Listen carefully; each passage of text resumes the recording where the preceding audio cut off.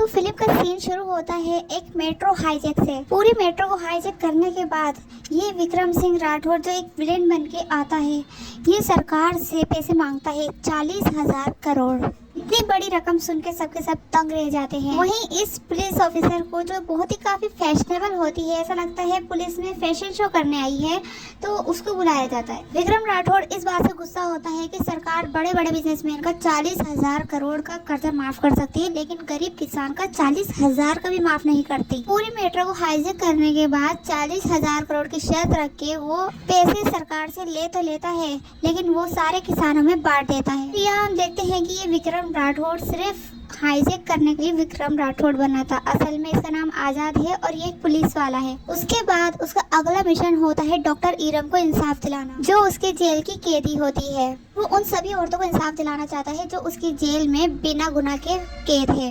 Doctor Iram पे इल्जाम लगता है कि वो ड्यूटी के वक्त ड्रग्स में थी। उन्होंने ड्रग्स ले रखी थी और बच्चों पे ध्यान नहीं दिया, जिसकी वजह से कई बच्चों की जान चली गई ऑक्सीजन की कमी की वजह से। जबकि डॉक्टर इरम ने अपनी फर्ज को पूरे तरीके से निभाया था। हॉस्पिटल के डीन जो थे वो ही ऑक्सीजन देने से मना कर रहे थे, जबकि डॉक्टर इरम ने जाने कहां से ऑक्सीजन सिलेंडर्स का इंतजाम किया और बच्चों के लिए ऑक्सीजन मंगवाई, लेकिन उनके पहुँचने से पहले काफी सारे बच्चे अपनी जान दे चुके थे।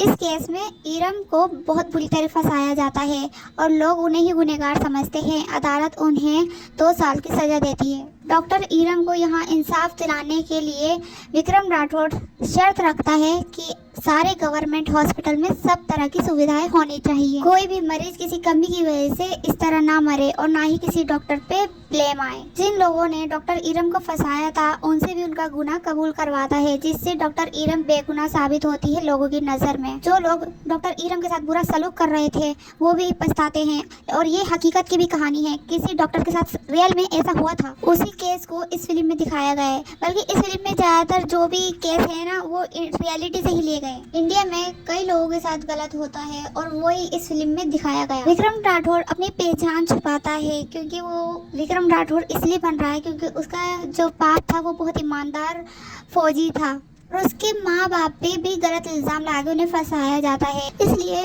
आजाद अपने पिता विक्रम राठौर का नाम यूज करता है। पुलिस की ड्यूटी भी ईमानदारी से निभाता है और अपने फर्ज को भी पूरी तरह से अंजाम देता है। और नर्मदा पूरी तरह से पीछे पड़ी रहती है आजाद के, जो उसे पकड़ना चाहती है, लेकिन नर्मदा को ये पता नहीं होता कि रियल में इसकी जिससे शादी होने वाली है वो आजाद ही है।